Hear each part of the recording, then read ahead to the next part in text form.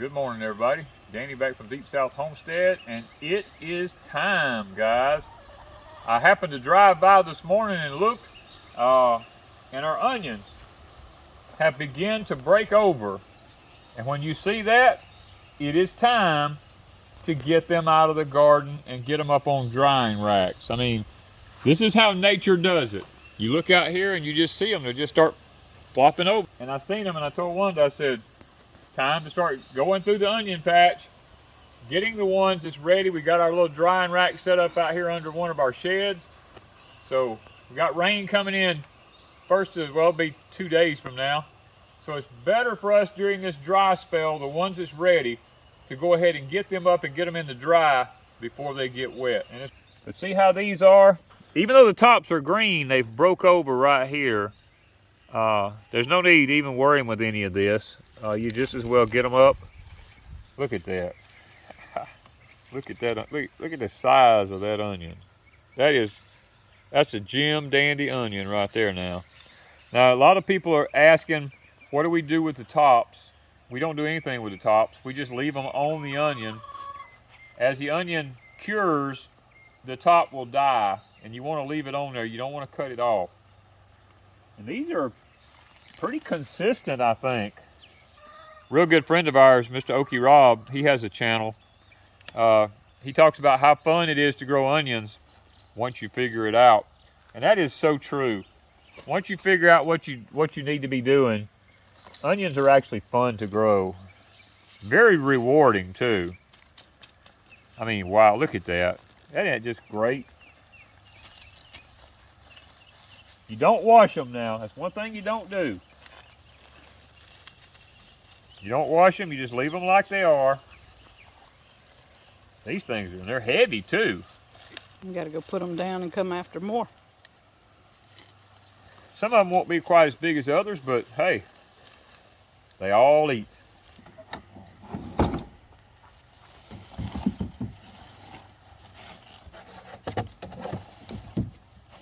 Oh, look at that. Come right out of the onions, look at that. Chicken food right there.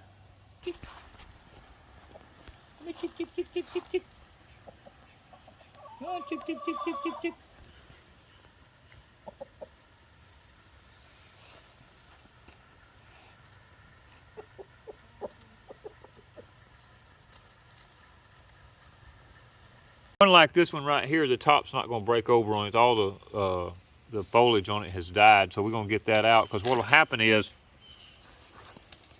get all the dirt off of it. If you don't get that off there, water will start going down in the top of this thing right here, and it'll rot the onion down there.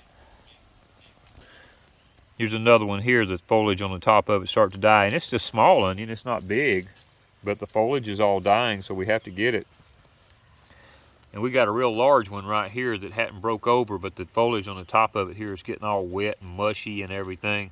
So we're gonna go ahead and get it just to be safe. I mean, it's Make 3 of those. yeah, I mean, look at the size of that thing. That joker's huge. Probably 4.5 inches in diameter.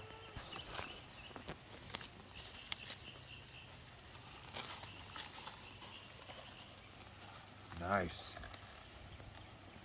Really, really nice. Okay, I'm gonna put these on the Ranger and I'm gonna come back and walk through here. One right here is broke over. Ooh, man. 3.5, 4 inch. Let's see, here's another one of them that the foliage has died on the top of it right here. 2 of them. Look at that. There's a big onion. That dirt. This one. Nothing right here. This one's even bigger. Yeah, this one's a lot larger. Look at that. Look at that, boy. Look, I mean, it fits in my, it's like a softball.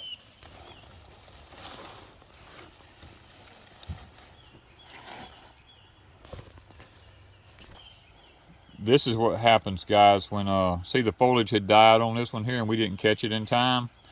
The whole onion now is just pure mush and rotten. Even though the roots look good on it, the bulb itself is, and stinks. Boy, it stinks. In the top, pretty and green, but it rots, and that's what happens. So you have to be vigilant and be on top of it. Well, guys, we've harvested 25 of them here. And there's probably still another, I don't know, 200 to go. But the beauty of being able to do this is you do it in stages like this. As they fall over, we get them and bring them out. We don't harvest them all at once. We let those continue to grow because they need to. We're going to take these now over to the drying rack we have set up. And we're going to lay them out and let them start drying.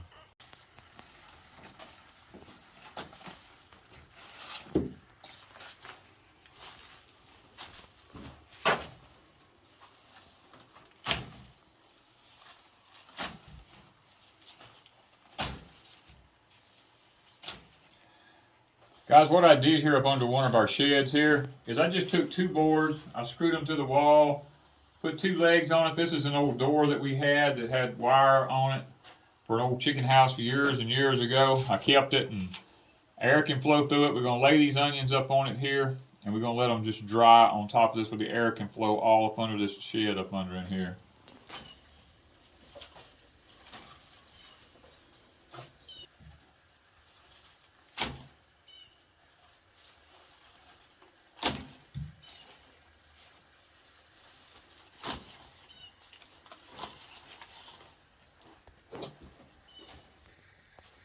All right, so we have the first row of onions laid out here. We had just enough to make one long row right here. And up under here, these tops will begin to die. They're out of the sun, and the air can pass around through here real good on them. And now, a lot of people's going to ask, well, can't you weave them together? If you live in a climate that's low humidity, yeah, you could probably do that. But down here where we live at in the deep south, it stays 90 to 98% humidity almost all the time.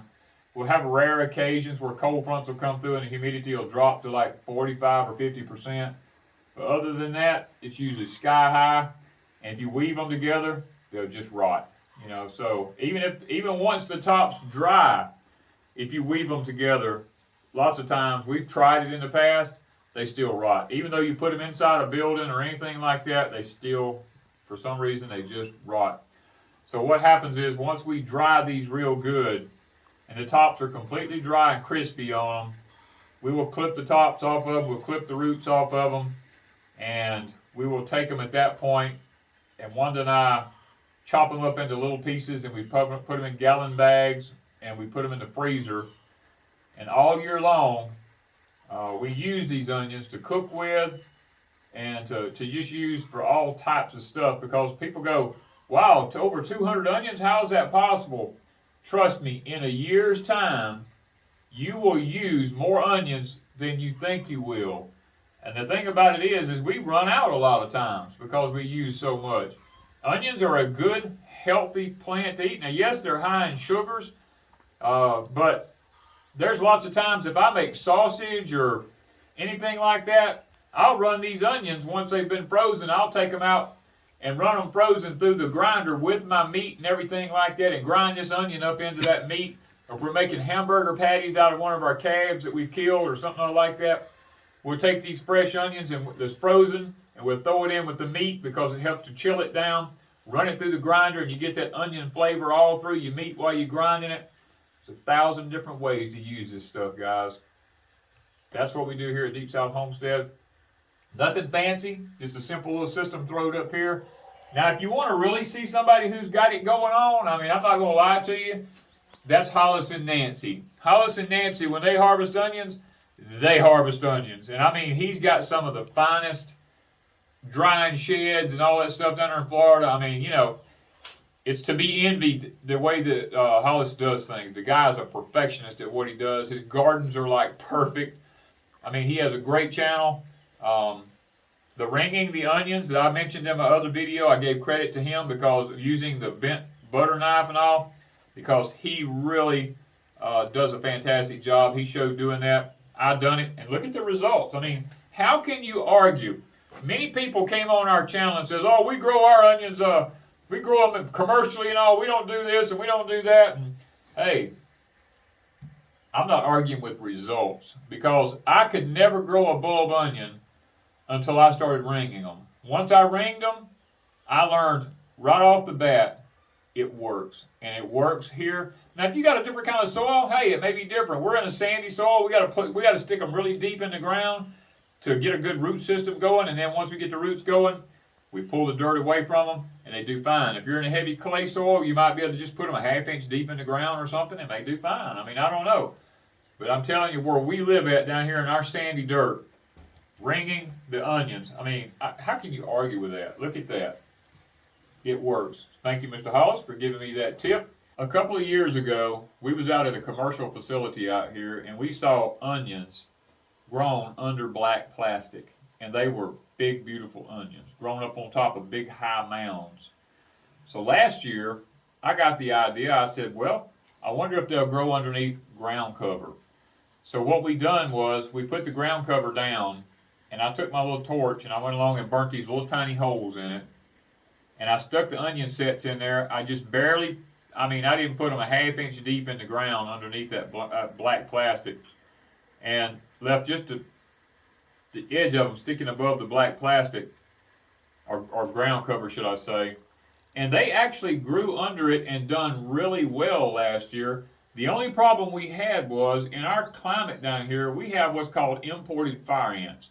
And because that black ground cover gets so hot, those ants built up underneath it, and the ants got all up under our onions everywhere in there. If you go back and look at our video, you'll see where we had ant problems and stuff. And this year we decided to follow Hollis and Nancy's recommended way of doing it, up on top of the ground like that and ringing it with a bent butter knife. And guys, I'm not going to argue with the results. We had no fire ant problems, and we're looking at bulbs here that's 4 inches in diameter. You know, some of these is 2.5, 3 inches in diameter. I'm perfectly happy with this. These are so much better than anything we've ever grown doing it this way. I probably will do it this way from now on, unless some miraculous new technique comes up that I have never done and it really works out well. But at the point that we're at in history and vegetables and gardening and food supply shortages and all that kind of stuff, I'm probably not going to be doing a lot of experimenting. And from this point forward, I'm just going to take what works and go with it, because we can't afford losses now, because we may not be able to do like we did a couple of years ago and go out to a place like this commercial place and be able to harvest some, because even they may not have it. I mean, who knows? So, well, the only thing left to do now is let them dry, and we'll chop them up and put them in the freezer. And when we use them along, I'll have Ms. Wanda show y'all along as we go throughout the year her many uses for the onions that we have raised. Thank you guys from Deep South Homestead.